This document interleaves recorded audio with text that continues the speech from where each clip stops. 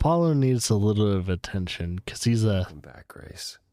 Is there something you came to discuss? he's a sensitive boy. I'd like to know a little more about the idols. I am one now, right? You are. What would you like to know?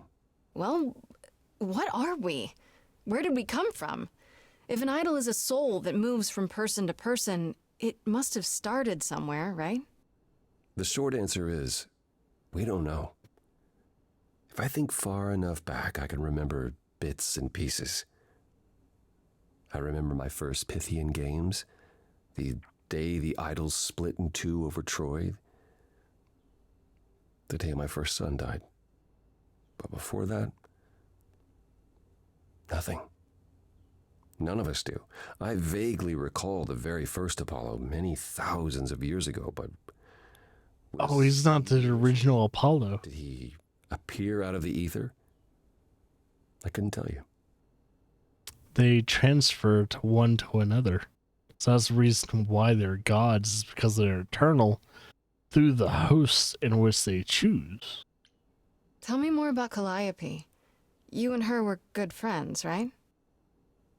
For centuries, we were far more. I was the god of the arts, and the muses were my constant companions. We went everywhere together. They had many names, but the three most common were Clio, Talia, and Calliope. The sisters of beauty, I called them, though they weren't always women. I never thought of that. Do idols change gender a lot? Most of us seek out inheritors who are like us, I suppose, but not all. Calliope, in fact, was a man in her previous incarnation. Christoph, I think his name was. A poet Calliope adored. I was surprised when she made him a muse.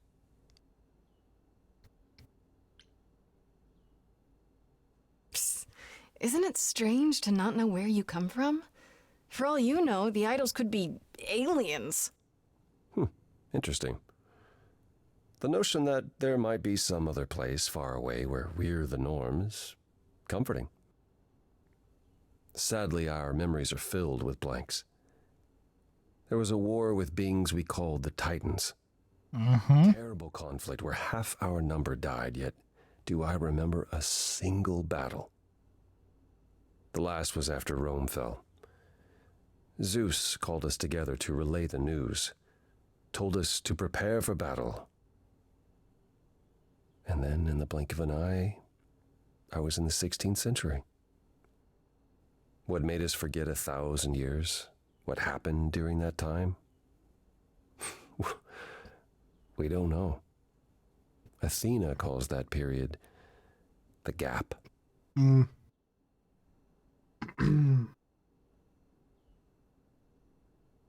what I heard, that's probably Hera's and Zeus's doing.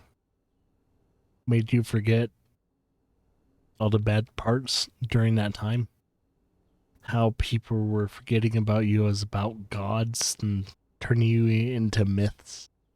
Losing your power because people don't worship you anymore. Makes fucking sense. Who did Calliope become after that poet, Christoph? You have to realize we're already into the period where Calliope and I weren't really speaking. She showed up one day in her new form, the one you met. An opera singer whose name she never revealed. We fought, as I recall. I told her she couldn't pass on every time she met an artist she fell in love with. Eventually she'd forget everything about who we were and where we came from.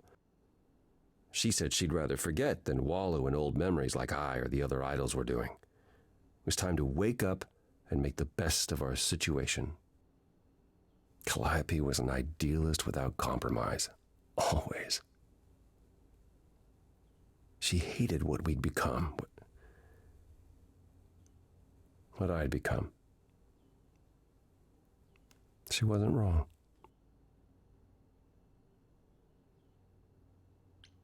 The gap you mentioned. What was that like? Did you just wake up one day, or... I know I was alive. I passed on my eidolon who knows how many times, yet the moment I woke up, as you call it, all memory of that period was gone. It was Athena who found us. I was in France, I think. She came to my farm, and the moment I laid eyes on her, I just knew. It all came back. Did someone do that to us?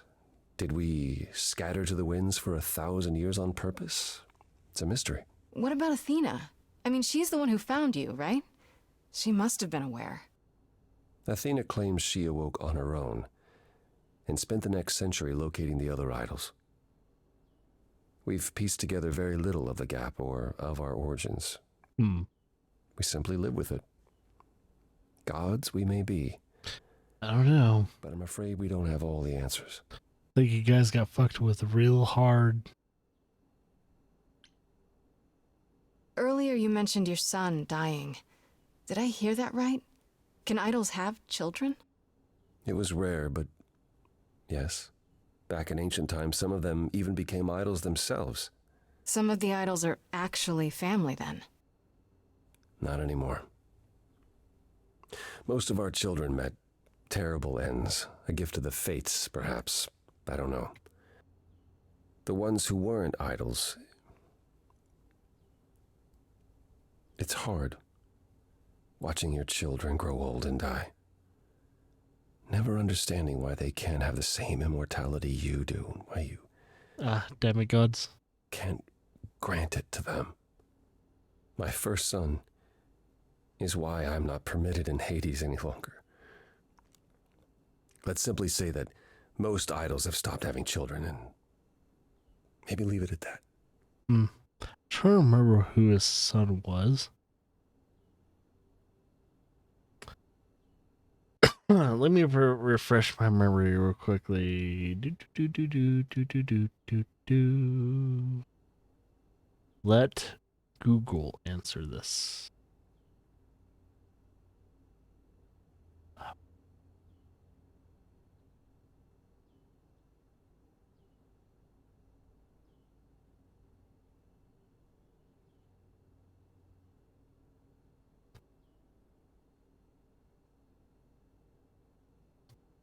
Asclepius was the son of Apollo, and according to the earliest accounts, a mortal woman named Coronis, or Coronis in with English vernacular C, who was princess of Trichia in Thessaly?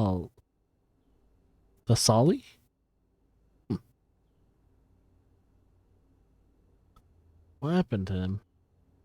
If that's the case, I don't know. I'm not familiar with Apollo's son.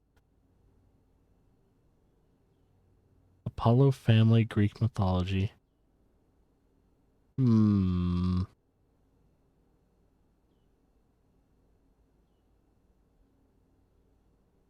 Offspring. Number 1. Let's see. The patron of god of beekeeping. Really? Patron of god of beekeeping. Technically, the first offspring of Apollo was Aristeus,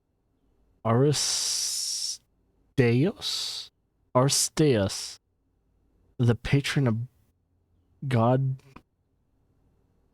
of beekeeping, olive oil manufacture, and the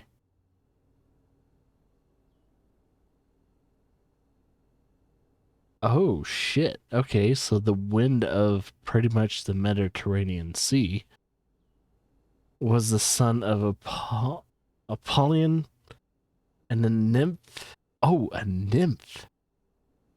Oh, a nymph. Okay, I can see where this is going. Hera, for some ungodly reason, had a very big problem with nymphs. Mainly because of course, Zeus. Zeus and nymphs, he was fucking all of them. Okay, I understand why. It was kind of like an inbreeding. No, no, no, no, no, no, no, no. Hera's not gonna have any of that shit. So, due to the fact that Apollo didn't know that most nymphs are pretty much the embodiment of Zeus and stuff like that, yeah. This is where miscommunication and negligence kind of come into play. Understandable. Once again, Hera is the main catalyst of all the scorn when it comes to humanity. Mainly, of course, nymphs as well. Fairies and stuff like that. I'd like to know a little more about you. All I know is you live in a dump, you have an oracle, and you... I'm not sure what to tell you. One day has bled into the next for so long, I feel like I've been lost in the spaces in between. Wow, that's a bit dramatic. Yeah, well, it comes naturally. Music and the arts were once under my purview as a god. How did that get decided? Did you have a big hat full of pieces of paper and you all picked at random? No, we chose them for ourselves. Some, at least. Others were given to us by our priests. We collected godly responsibilities like marbles. Sears. People collect marbles? Oh, or whatever it is mortals... Testicles. these days. Cars, perhaps? Hmm. The point is, Money. we took our godly duties very seriously. You must have been very different back when you were a proper god. I think most of us were. We saw ourselves as, I don't know, teachers. Mortals were our students, and we guided them to enlightenment. We thought we were special, infallible. I was as magnificent as the sun, and I surrounded myself with those who basked in my radiance. That doesn't sound like you. Yeah, I was arrogant. If there was a man or woman I desired, then I had to have them, or there would be consequences. That makes sense. I wouldn't have liked me. He grew as a character. So what is Persephone's beef with you exactly? Is it just about what Hades did to her? That's no small thing. It seems more personal than that. I mentioned how Persephone's kidnapping almost meant war between Olympus and Hades, yes? Well, while this was all... Yeah. Persephone managed to escape the underworld, and I'm the one she encountered first. Uh-oh. Hades was hot on her heels, and I had a choice. Either do battle with Hades and start the war right then and there, or let him take her back. This And was understandably. head if I had sparked a war. Yet all I still think of are Persephone's eyes as Hades smugly took back his prisoner.